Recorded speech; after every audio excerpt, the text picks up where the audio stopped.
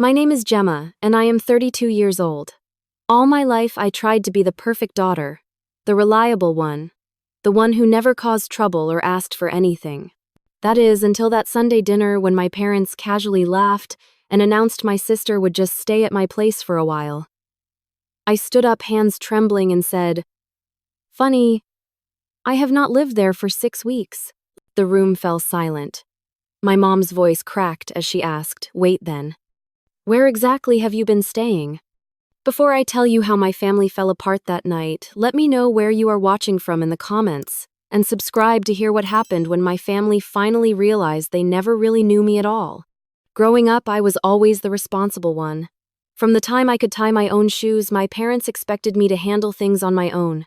My sister Zoe, on the other hand, was 3 years younger and treated like she was made of glass. When she cried, my parents rushed to comfort her. When I cried, I was told to be strong and set a good example. "Gemma can handle it" became my parents' favorite phrase. School project, Gemma can handle it. College applications, Gemma can handle it.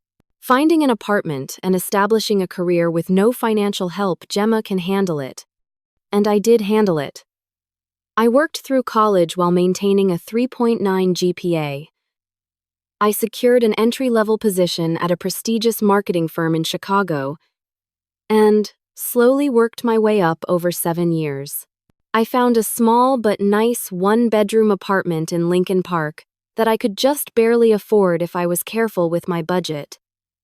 It was mine, earned through countless overtime hours and sacrificed weekends. Every month when I paid rent, I felt a mixture of pride and resentment.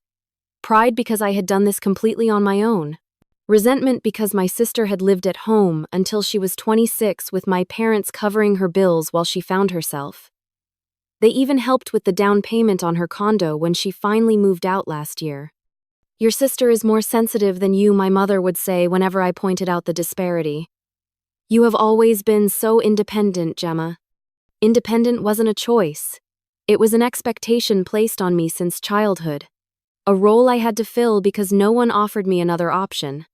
6 weeks ago, everything changed. Our company lost a major client and layoffs were announced.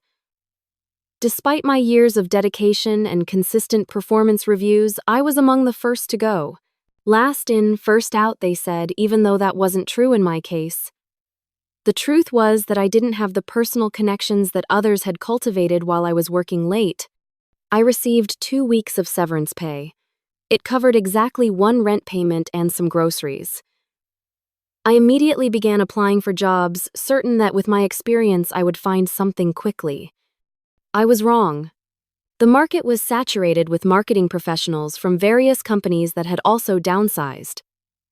Each day brought more rejection emails, or worse, silence. My savings, which had never been substantial, dwindled rapidly. When the first of the month came around and I couldn't make rent, I had to make a choice. I could tell my family and ask for help, or I could handle it on my own as I always had. Pride won out. I packed what I could fit into my Honda Civic, gave notice to my landlord, and prepared to live in my car until I found another job. "It will just be for a week or two," I told myself, as I organized the trunk to make room for my clothes and toiletries. "No one needs to know." I kept my gym membership active so I would have a place to shower. I found safe parking spots to sleep in. I maintained my appearance meticulously, making sure no one could tell that I was homeless. I set up a virtual mailbox service for job applications. I used library computers to send resumes and take online interviews. And every Sunday, I drove to my parents' house in the suburbs for dinner, just as I had done for years. I arrived well-dressed with stories about work and friends that were entirely fabricated. I listened to my parents praise Zoe for her latest minor accomplishment. I smiled and played my part. The dinners became both a lifeline and a source of growing resentment. They provided me with a good meal and a few hours in a real home once a week. But each time I became more angry at how oblivious my family was to my struggle. Not once did they ask how I was really doing. Not once did they notice the dark circles under my eyes that makeup couldn't quite hide. Not once did they question why I always arrived exactly on time for dinner and left promptly after dessert. 6 Sundays passed this way. 6 dinners where I smiled through gritted teeth as my mother asked Zoe detailed questions about her life, while only asking me, "How's work?" before moving on without waiting for a real answer. 6 evenings of my father patting Zoe on the shoulder proudly while barely acknowledging my presence. The resentment built inside me like pressure in a sealed container.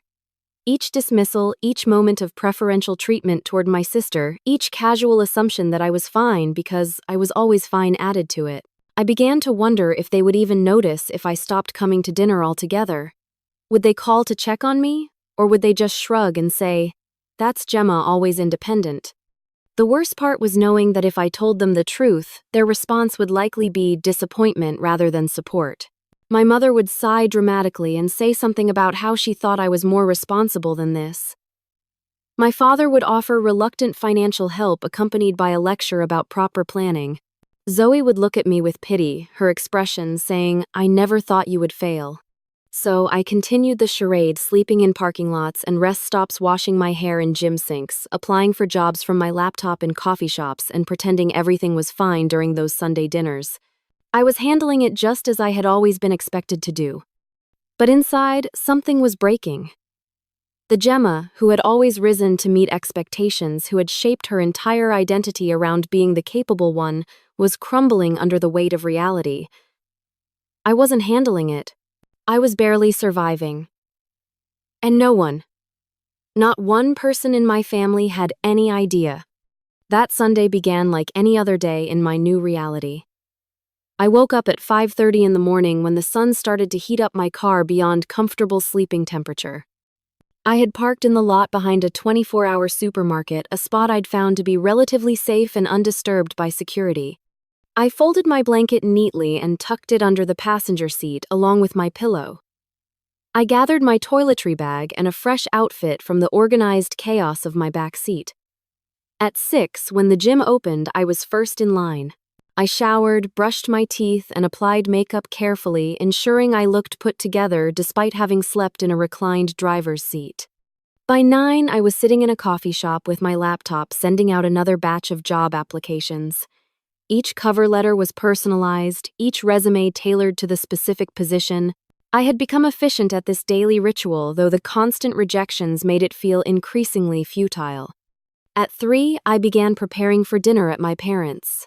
I changed into a nicer outfit in a public restroom, a dark blue dress that my mother had always complimented. I stopped at a florist and bought a small bunch of daisies, not because I wanted to, but because arriving empty-handed felt wrong. The drive to the suburbs took 45 minutes. As always, I timed my arrival perfectly for 5 o'clock. Not early enough to have to make extended conversation, not late enough to be criticized for delaying dinner. My mother answered the door with flour on her apron. "Oh, you're here," she said, as if my consistent punctuality was surprising. "Zoe just called. She's running 15 minutes late." Of course she was. And of course it was fine. If I had been 15 minutes late, there would have been passive-aggressive comments throughout dinner about consideration for others' time. "I made lasagna," my mother continued as I followed her to the kitchen. Zoe's favorite. It had been Zoe's favorite for 30 years. Just once I wished my mother would make my favorite meal, but she probably didn't even know what it was. For the record, it's chicken pot pie with extra thyme. My father was in the living room watching a football game. He grunted a greeting without looking away from the screen. I placed the daisies on the coffee table near him.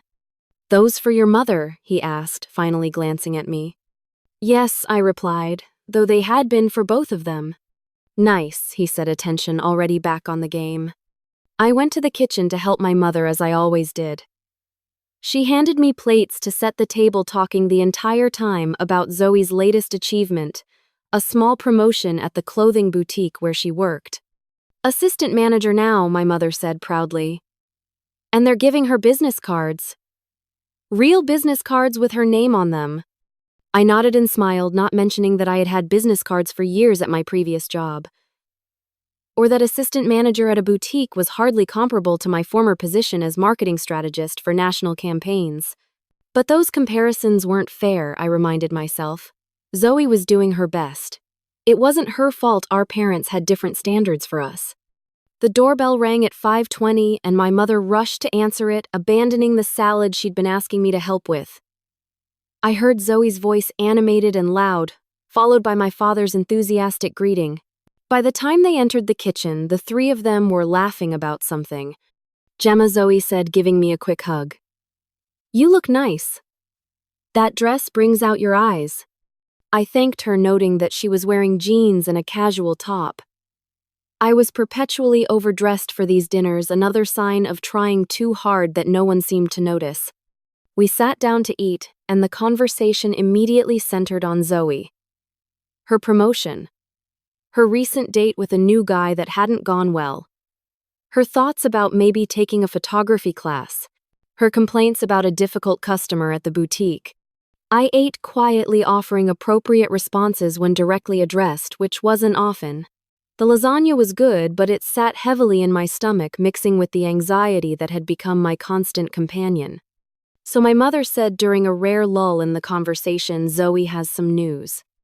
Zoe looked down at her plate, suddenly less animated. "It's not a big deal, Mom." "Of course it is, honey. Family helps family." My mother patted Zoe's hand. Zoe and Mark broke up. Mark was the boyfriend Zoe had been living with for the past 8 months. This was the first I'd heard of any trouble between them. "I'm sorry," I said automatically. "It's for the best," Zoe shrugged. "But he's keeping the apartment since it's closer to his work, so I need to find a new place." I felt a tingle of warning at the back of my neck. "Which brings us to the favor," my mother continued. "It will just be for a little while, until Zoe finds her own place." My father joined in. "We were thinking, since you have that spare bedroom in your apartment." They hadn't even asked it as a question. There was no spare bedroom in my one-bedroom apartment. Zoe had visited once, shortly after I moved in. Had she forgotten? Had they all forgotten? "We know it's an imposition," my mother continued, "but family helps family. And it would just be for a month or two." A month or two? In an apartment I no longer had. With what money, on what bed? My father chuckled, "Plus Zoe can help with the rent. That Lincoln Park place of yours isn't cheap." They were still talking as if my life was exactly as it had been 6 weeks ago. As if nothing had changed. As if they actually knew anything about my reality. The pressure that had been building for weeks suddenly reached its breaking point. 6 weeks of sleeping in my car. 6 weeks of showering at the gym. 6 weeks of pretending everything was fine while my life fell apart. 6 weeks of them not noticing anything was wrong. My parents were still laughing softly, making plans for Zoe to move in with me that weekend when I stood up. "Funny," I said, my voice surprisingly steady. "I haven't lived there for 6 weeks." The laughter died instantly. 3 pairs of eyes stared at me in confusion. "What do you mean?" my father asked, his brow furrowed. "I lost my job 6 weeks ago. I couldn't afford rent. I had to give up my apartment." Each sentence was like a weight lifting from my shoulders. "But," my mother's voice trembled, "where exactly have you been staying?" The silence that followed my mother's question seemed to stretch into eternity. I looked at their faces one by one. My father's confusion. My mother's dawning horror. Zoe's uncomfortable shift in her chair. "My car," I finally said. "I've been living in my car for the past 6 weeks." My mother gasped, her hand flying to her chest in a gesture so melodramatic it would have been comical in any other situation. "That's ridiculous," my father said, his voice gruff. "Why would you do that when you could have just come home?" The question ignited something in me. Could I have really? Because not once in the past 10 years have you suggested that this was still my home. Not once have you offered me the kind of support you've given Zoe at every turn. "That's not fair," my mother interjected. "We've always supported both of you equally." I laughed, a harsh sound that surprised even me. "Equally, Mom, you paid Zoe's rent until she was 26. You helped her with the down payment on her condo. You've bailed her out of credit card debt twice that I know of. Meanwhile, I worked through college, took out student loans that I'm still paying off, and have received exactly zero financial help since I turned 18. We helped you with college, my father protested weakly. You paid for 1 semester of books. 1. I paid for everything else myself. My mother was crying now, tears streaking her makeup. Why didn't you tell us you were in trouble? We would have helped. Would you have lectured me about responsibility and proper planning? Would you have sighed and wondered aloud how I could have let this happen?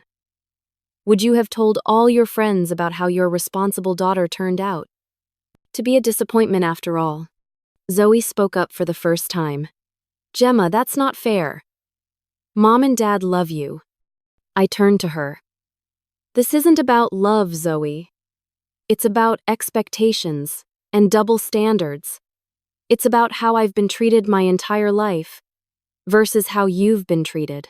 It's about how they call you twice a day to check in but didn't notice that I've been homeless for 6 weeks. 6 weeks, Zoe. Where do you think I've been showering? Where do you think I've been sleeping? How do you think it feels to come here every Sunday and listen to everyone talk about your promotion at a boutique when I lost a career? I spent 7 years building. We didn't know, my father said, his voice softer now. That's exactly the problem. You didn't know because you didn't ask. You didn't know because you've never been interested in my life beyond the surface level. You didn't know because it's always been easier to assume I'm fine, that I can handle everything while you focus all your attention and concern on Zoe. That's not true, my mother sobbed. We've always been so proud of you. Proud of what exactly? Can you name one accomplishment of mine from the past year? Can you tell me what my last big project at work was? Can you tell me who my friends are? What I do in my free time? Anything substantive about my life at all? The silence that followed was answer enough. Do you remember when I made honor roll every semester in high school? I continued, unable to stop now that the floodgates had opened. Zoe brought home 1A, and you took her out for ice cream to celebrate. I brought home straight A's, and you said, "That's what we expect from you, Gemma." My father shifted uncomfortably. We never meant to make you feel less important. But you did. Every time you dropped everything to attend Zoe's school events but told me you couldn't make mine because of work. Every time you spent hours helping Zoe with homework but told me I was smart enough to figure it out on my own. Every time you praised her for tiny achievements while taking mine for granted. Memories flooded back, sharp and painful. Remember my college graduation? You showed up an hour late because Zoe had a minor fender bender that morning. She wasn't hurt, the car had a small dent, but that was more important than being on time to see me graduate summa cum laude. That's not what happened, my mother protested weakly. It is exactly what happened. Just like when I got my promotion 2 years ago and told you at Sunday dinner, and you changed the subject to Zoe's new haircut. Or when I ran that marathon last year and you forgot it was happening even though I'd been talking about it for months. My father's face had grown increasingly red. You're exaggerating. We've always treated you both the same. Dad, I have been sleeping in my car for 6 weeks. I've been coming here every Sunday, and not one of you noticed anything was wrong. How is that treating us the same? You should have told us, he exploded, pounding his fist on the table, making the dishes rattle. How are we supposed to know if you didn't say anything? You've always been independent, always handled things yourself. We respected that about you. It wasn't respect, I said quietly. It was convenience. It was easier to assume I was fine than to actually pay attention and notice I wasn't. It was easier to focus all your energy on Zoe because she demanded it while I did what I was taught to do from childhood, handle it myself and never complain. My mother was sobbing openly now. I can't believe you've been living in your car. My daughter homeless. What will people think? And there it was. Not concern for my well-being, but concern for appearances. How this would reflect on her. That's all you care about, isn't it? What people will think. Not the fact that I've been struggling. Not the fact that I've been alone through the hardest time in my life. Just how it makes you look. That's not what I meant, she backtracked. It's exactly what you meant. I stood up, grabbing my purse. I need some air. Don't you walk out of this house, young lady, my father commanded, his voice, sharp with authority that had worked on me for decades. But not tonight. I'm 32 years old, Dad. I'm not a young lady you can order around. And this stopped feeling like a home to me a long time ago. I walked out, ignoring their calls for me to come back. In the driveway, I got into my car, my home for the past 6 weeks, and finally let myself cry. Deep, gut-wrenching sobs that I'd been holding back for so long. I cried for the little girl who had always tried so hard to be what her parents wanted. I cried for the woman who had lost everything and been too proud to ask for help. I cried for the family dynamics that had brought us to this point. Through the windows of the house, I could see them still at the dining table, gesturing and talking animatedly. My mother was still crying. My father looked angry. Zoe sat with her head down. They were probably talking about me, about my ingratitude, about how I had ruined a perfectly nice family dinner with my outburst. Or maybe, just maybe, they were finally seeing the truth. The week that followed was one of the hardest of my life. My phone buzzed constantly with texts and calls from my family, but I couldn't bring myself to answer. What more was there to say? I had finally told them the truth, and their reactions had only confirmed what I'd always suspected: they didn't really know me at all. My mother's texts alternated between guilt trips. I cried all night thinking about you in that car, and demands, "Call me right now, young lady." My father left gruff voicemails ordering me to stop this nonsense and come home. Zoe's messages were gentler, asking if I was okay and where I was staying, but I couldn't respond to her either. Not yet. Meanwhile, my situation was getting worse. The emotional toll of the confrontation had affected my job search. I was too drained to put on a convincing facade during interviews. I started showing up late to virtual meetings because I'd overslept in my uncomfortable car. My appearance, which I'd maintained so carefully, began to slip as depression took hold. My funds were nearly depleted. I had less than $100 to my name, which needed to cover gas, food, and the gym membership that provided my only access to a shower. I started skipping meals, eating once a day from the dollar menu at fast food restaurants. I canceled streaming subscriptions that had been my only entertainment during long, lonely nights in the car. 10 days after the family dinner, a severe thunderstorm hit Chicago. I was parked in what I thought was a safe spot, but around 2 in the morning, I woke to water seeping into the car. The street had flooded, and water was coming in through the door seals. In a panic, I started the engine and tried to move to higher ground, but it was too late. Water had reached the engine, and the car sputtered and died. I grabbed my laptop phone and the folder containing my important documents and waded through knee-deep water to the sidewalk. I stood there in the pouring rain, watching as water filled my car, my home, taking with it most of my remaining possessions.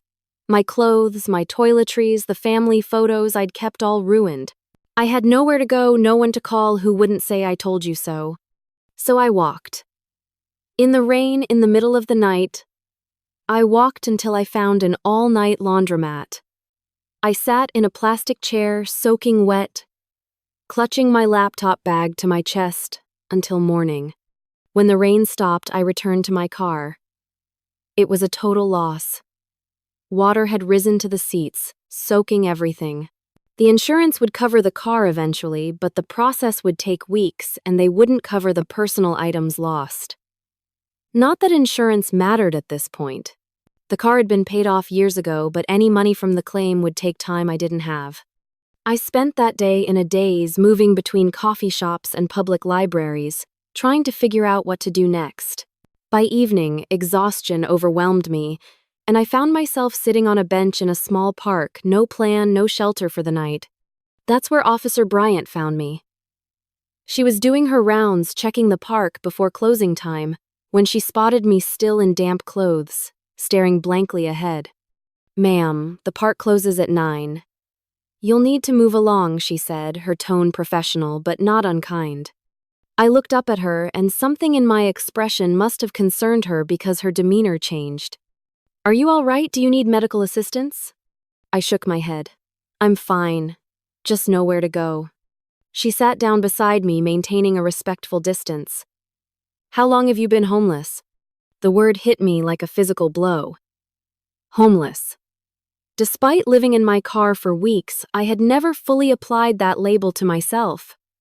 I had been between apartments, or in a temporary situation. But now, with no car, no shelter of any kind, the reality was unavoidable.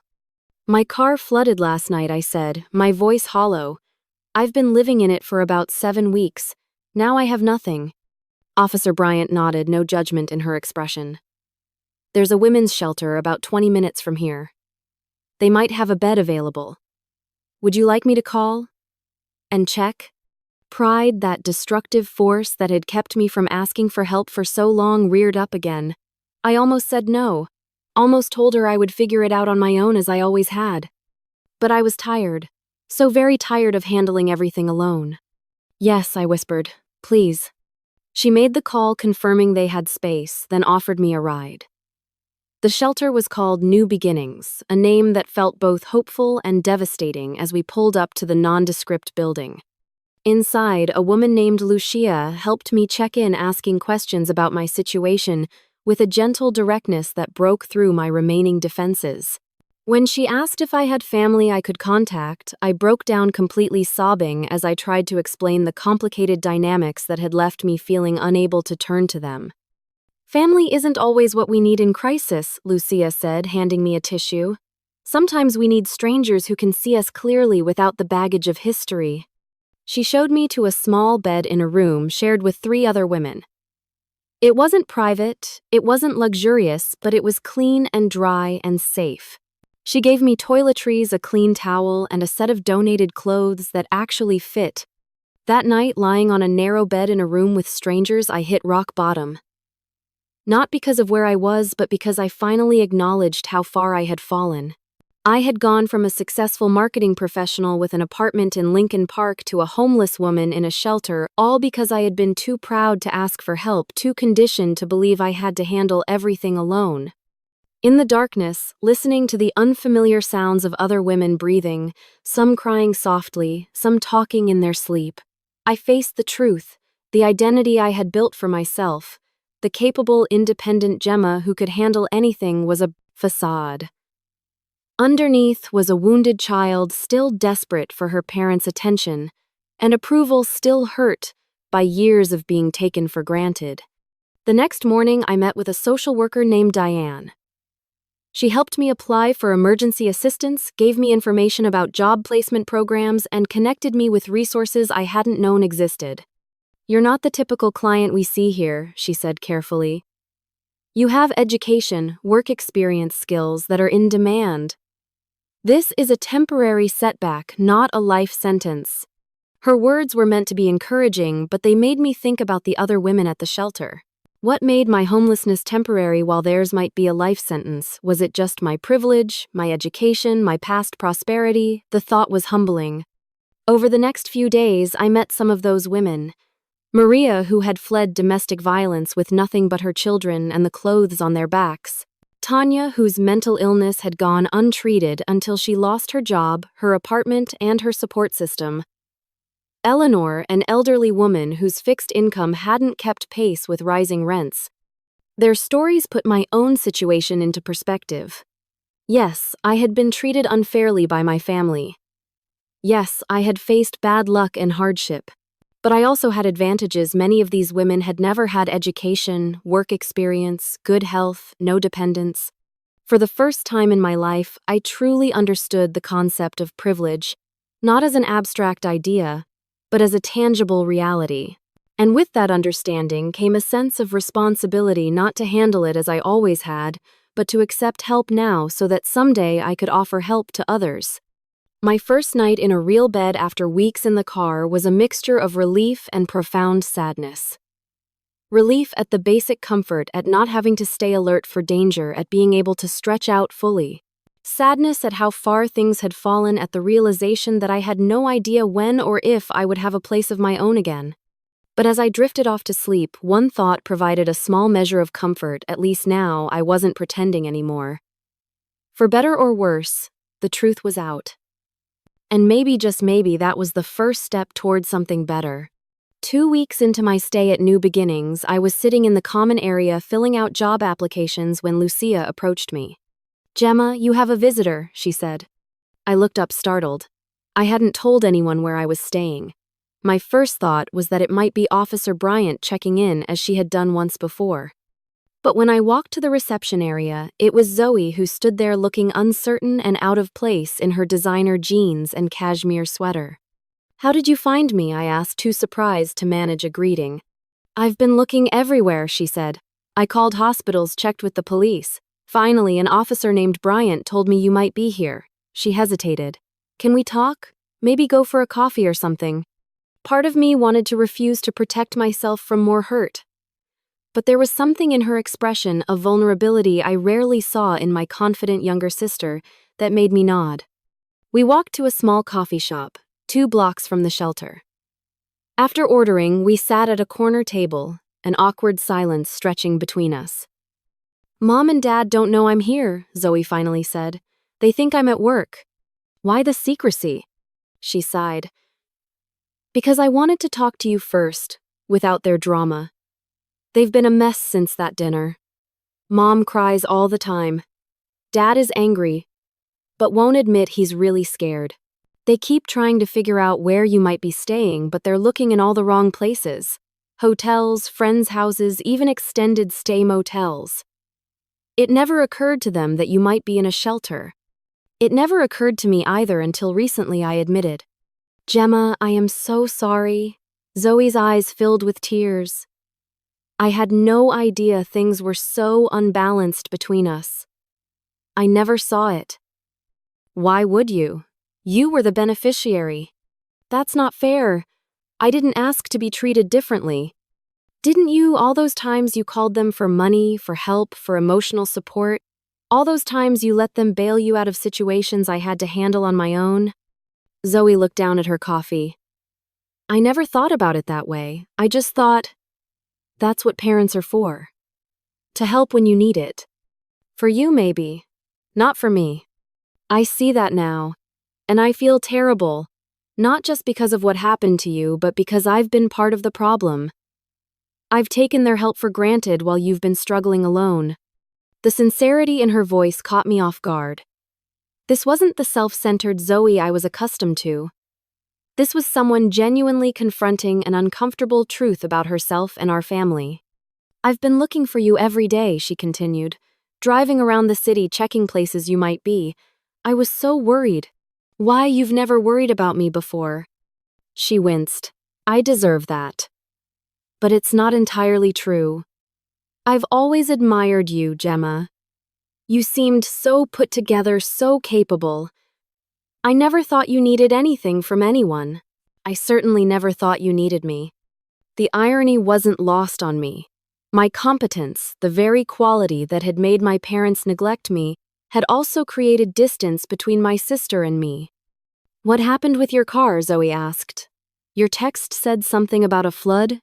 I explained about the thunderstorm, the flooded street, losing most of my possessions. As I talked, I realized it was the first time in years I had shared a genuine problem with my sister without minimizing or putting on a brave face. "That's awful," she said when I finished. "What are you going to do now?" "Keep looking for jobs. Stay at the shelter until I can afford a place. Start over, I guess." Zoe took a deep breath. "I have a suggestion, but promise you won't immediately say no. Come stay with me." "What, you don't have a place? You broke up with Mark, remember? That's what started this whole mess." "I do have a place. I never moved in with Mark. That was just something Mom and Dad assumed, and I never corrected them." She looked embarrassed. "I've had my own apartment for 3 months. It's small, just a studio in Wicker Park, but the couch pulls out. You could stay until you get back on your feet." I stared at her, trying to process this information. "You lied about living with Mark. Why?" "Because I was embarrassed. We dated for 8 months but never moved in together because he didn't want to commit. When we broke up, it was easier to let Mom and Dad think we had been living together than admit the truth." She gave a small, self-deprecating laugh. Apparently, dishonesty runs in the family. I wasn't dishonest, I protested. I just didn't tell them everything. Neither did I. That's kind of my point. We've both been playing roles in this family. You're the capable one who never needs help. I'm the fragile one who always needs rescuing. Neither is the whole truth. I considered her offer. Staying with Zoe would be a step up from the shelter, but it also meant becoming vulnerable with someone I had always competed with, someone I wasn't sure I could trust. I don't know, Zoe. We've never been close. We might kill each other in a small space. Probably, she agreed with surprising candor. But it would be better than a shelter, wouldn't it? And maybe it's time we got to know each other as adults, not just as the roles we were assigned as kids. Her words echoed my own recent realizations.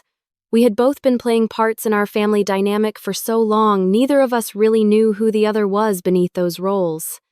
Mom and Dad don't know about your apartment number, and they don't need to know you're staying with me either. Not until you're ready to deal with them. The offer of space of time to heal before confronting my parents was tempting. But pride, that old enemy, rose up again. I don't want charity, Zoe. Not even from you. It's not charity, it's family. She reached across the table to touch my hand.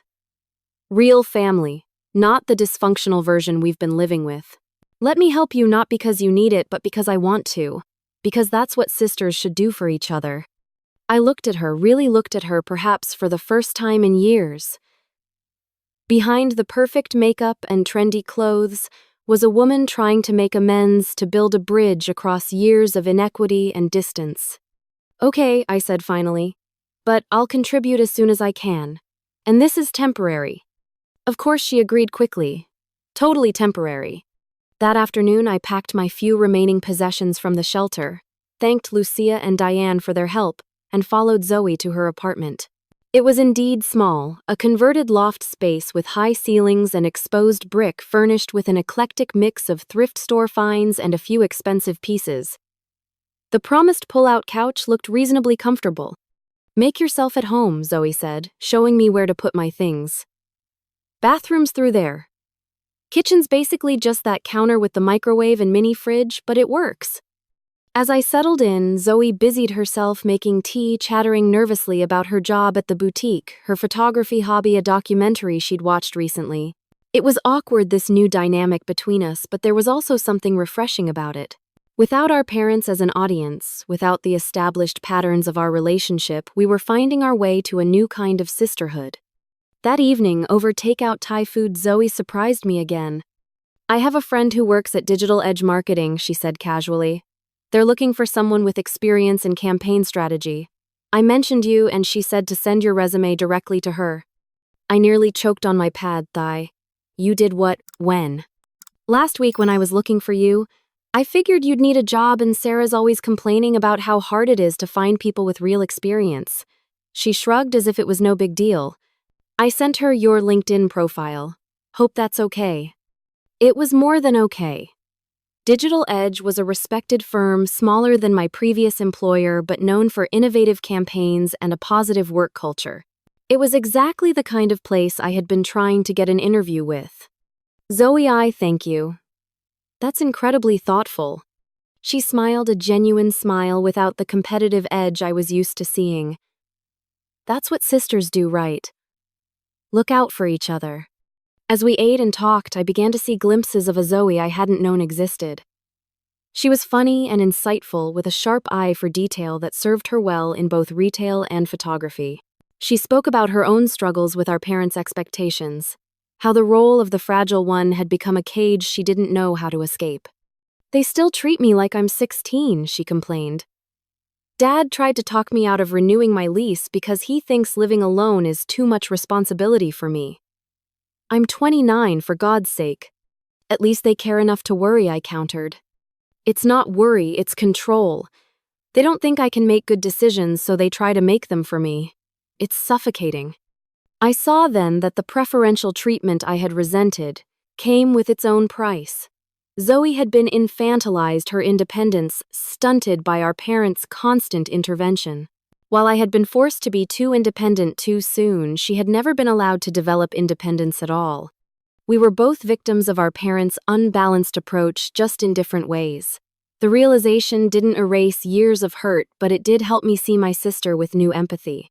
That night, lying on the pull-out couch, listening to Zoe's soft breathing from the bed on the other side of the small apartment, I felt something I hadn't felt in weeks: hope. Not just for a job or a place to live, but for a relationship with my sister that might become something meaningful, something healing for both of us. It wasn't a solution to all my problems. I still had no home of my own, no job, no financial security.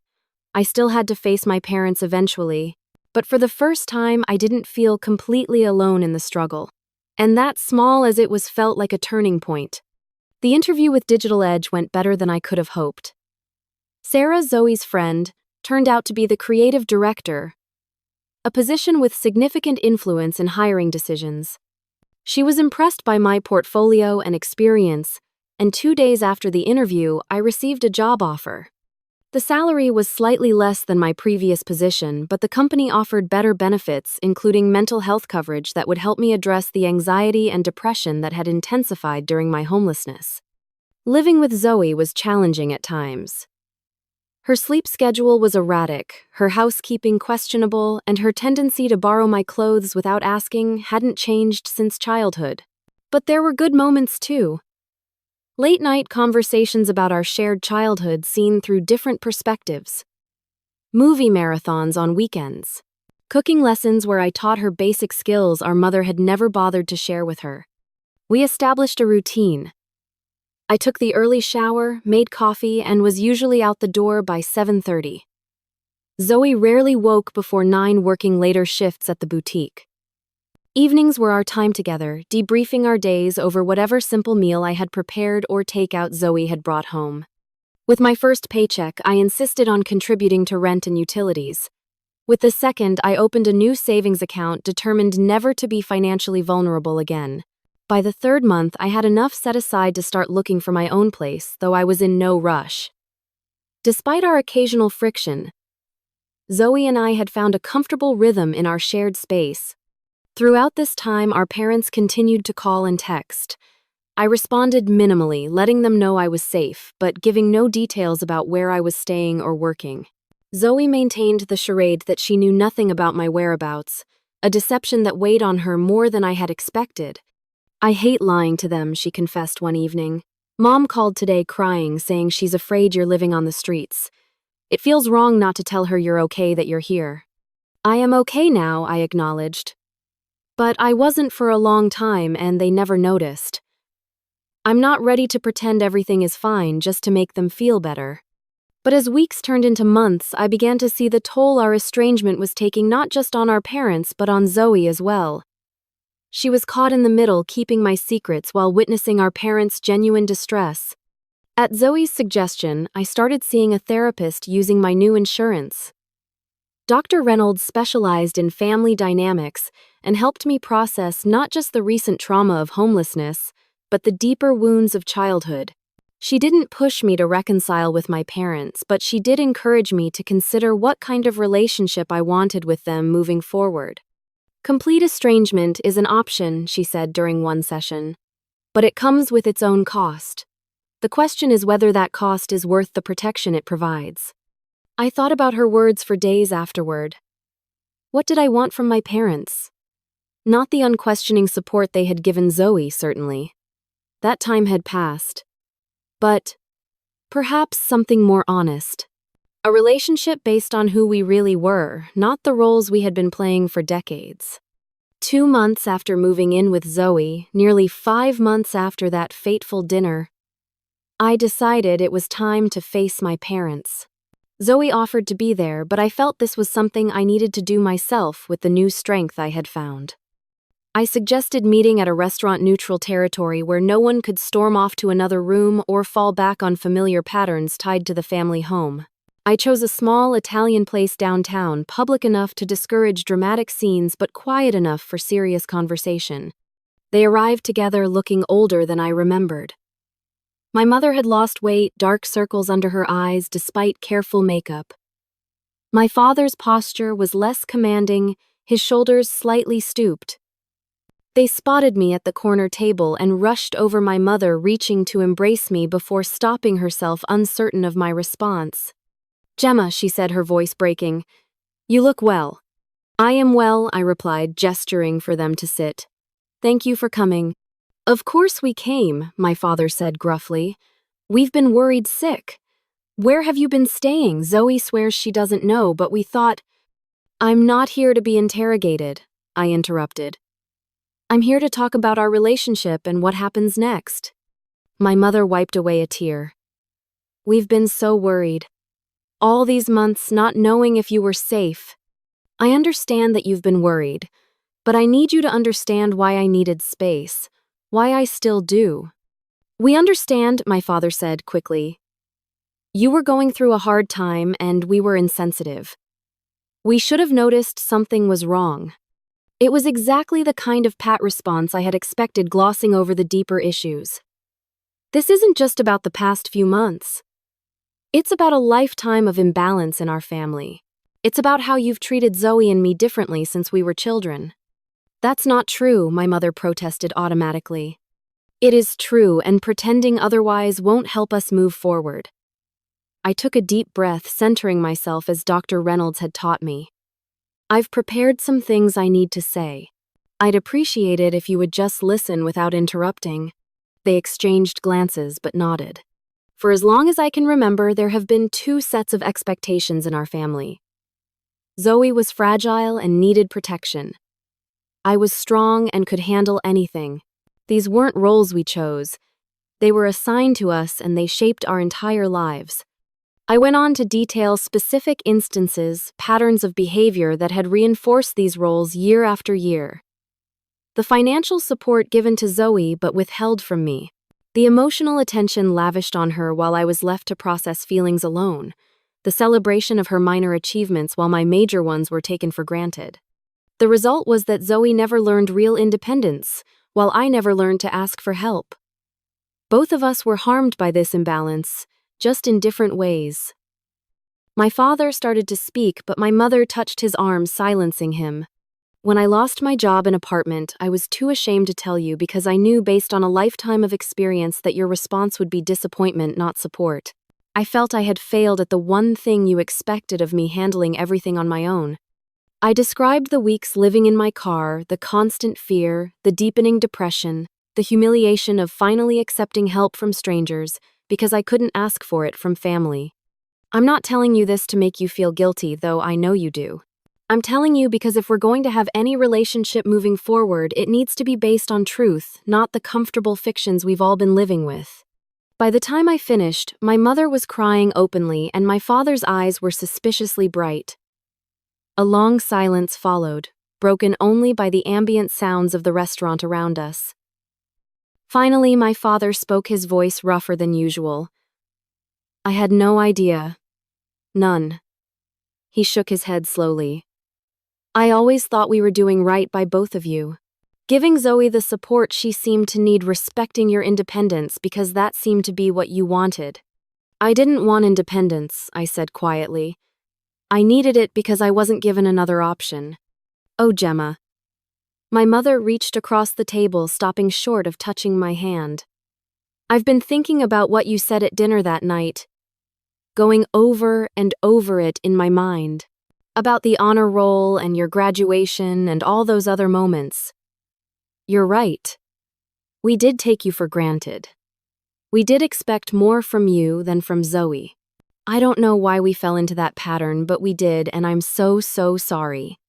Her apology seemed genuine, but I had heard her apologies before, usually followed by a quick return to old behaviors.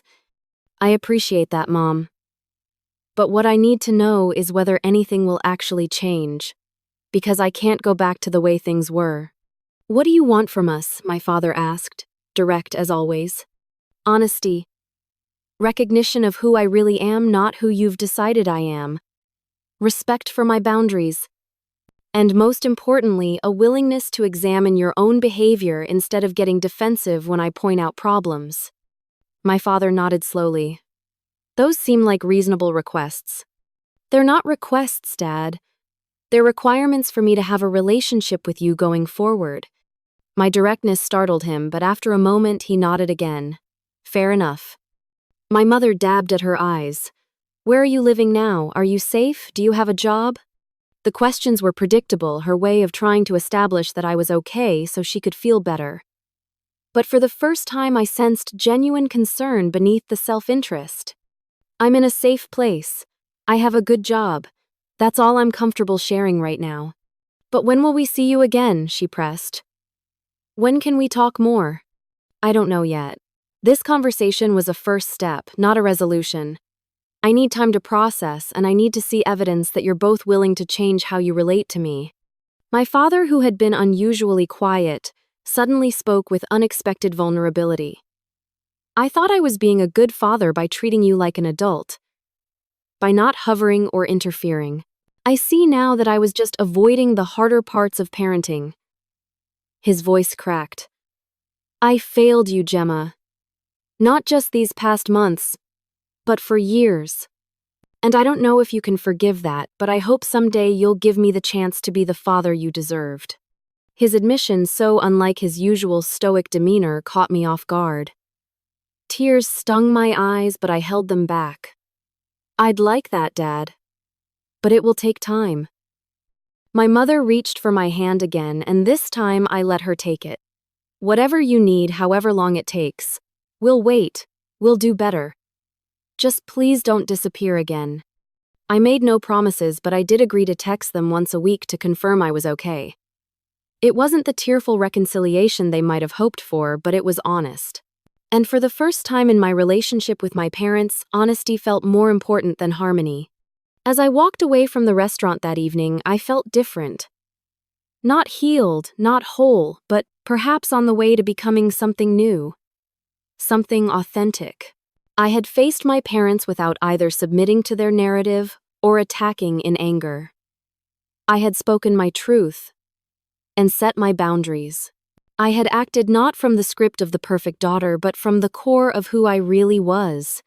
It was terrifying. It was liberating. It was just the beginning. 6 months after that dinner with my parents, I moved into my own apartment.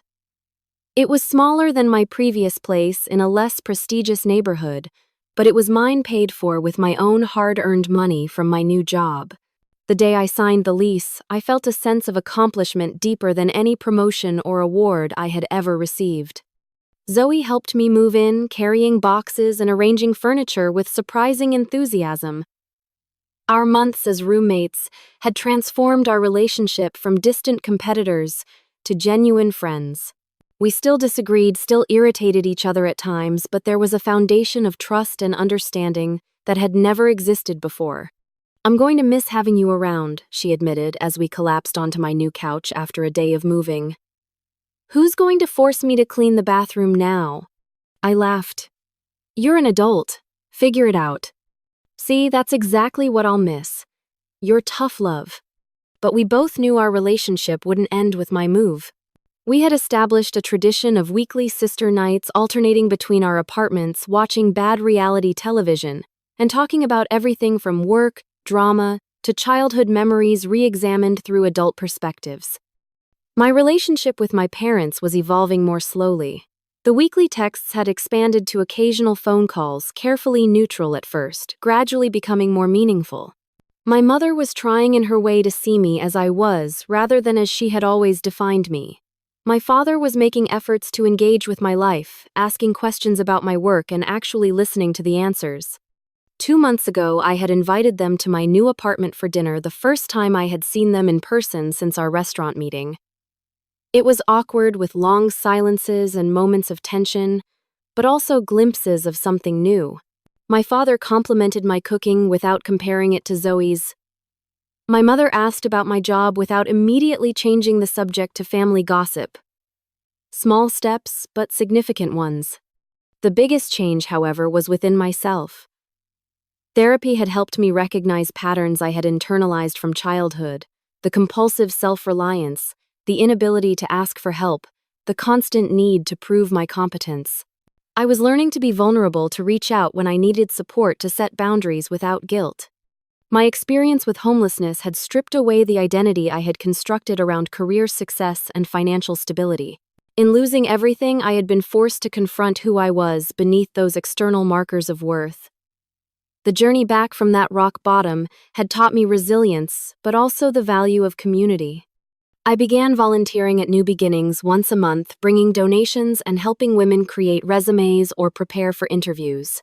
I saw Lucia and Diane occasionally grateful for their role in my darkest moment. Officer Bryant and I had coffee once, an unexpected friendship born from her compassion on that rainy night. The shame I had felt about my period of homelessness gradually transformed into something else: a deep empathy for others in crisis, an understanding that circumstances can change for anyone, and a commitment to creating safety nets that I, by others, had lacked. My new job at Digital Edge was challenging but fulfilling. I had been promoted twice in 6 months. My experience and creativity valued in ways my previous employer had never recognized. The company culture encouraged work-life balance, a concept I was still learning to embrace after years of overwork. One unexpected outcome of my journey was finding community beyond family ties. I had joined a book club, made friends with neighbors in my building, reconnected with former colleagues. My world, which had once revolved entirely around work and obligatory family interactions, was expanding in ways that enriched and supported me. As for my parents, I was learning to see them not as the all-powerful figures of childhood, but as flawed humans who had done their best with the tools they had. Their best hadn't been good enough, had caused real harm that couldn't be erased with apologies. But understanding the roots of their behavior helped me separate from the pain without carrying bitterness forward. The process of rebuilding family relationships on new foundations was ongoing, with setbacks and progress in equal measure. My mother still occasionally slipped into old patterns, comparing me to Zoe or dismissing my feelings. My father still struggled to express emotion directly, but they were trying, and so was I. Last Sunday, I hosted a family dinner in my new apartment, not out of obligation, but because I chose to. Zoe brought dessert. My parents brought a housewarming gift, a set of cooking pots I had mentioned wanting. We ate, talked, laughed a little. There were moments of tension, old dynamics threatening to resurface, but also moments of genuine connection. As they were leaving, my father hugged me, whispering, "I'm proud of you, Gemma. Not for what you do, but for who you are." It was perhaps the first time he had expressed pride in me, without reference to achievement or capability. Just pride in my existence, my personhood. It wasn't everything, but it was something real. That night alone in my new home, I reflected on the journey that had brought me here. From perfect daughter, to homeless woman, to someone finding her own path. From a family built on assigned roles to relationships based on truth. From shame to self-acceptance. From isolation to connection. The healing wasn't complete. Perhaps it never would be entirely. But I had found a way forward that honored both the pain of the past and the possibility of the future. I had learned that rock bottom can become a foundation if you build upon it with intention and care. Most importantly, I had learned that families aren't fixed entities, unchangeable and eternal. They are living systems that can break, heal, transform. They can be rebuilt around truth rather than expectations. They can grow toward light like plants long kept in shadow. My name is Gemma, and I am 32 years old. I am not the perfect daughter. I am not the capable one. I am not defined by my strengths or my failures. I am simply myself, complex and worthy exactly as I am, and that I have finally realized is enough. Have you ever had to completely rebuild a relationship with a family member? What helped you move forward? Share your experiences in the comments below. If this story resonated with you, please like and subscribe to hear more journeys of healing and transformation. Remember that asking for help is not weakness, but one of the bravest things you can do. Thank you for listening to my story, and I hope it brings some comfort to anyone facing their own struggles with family expectations.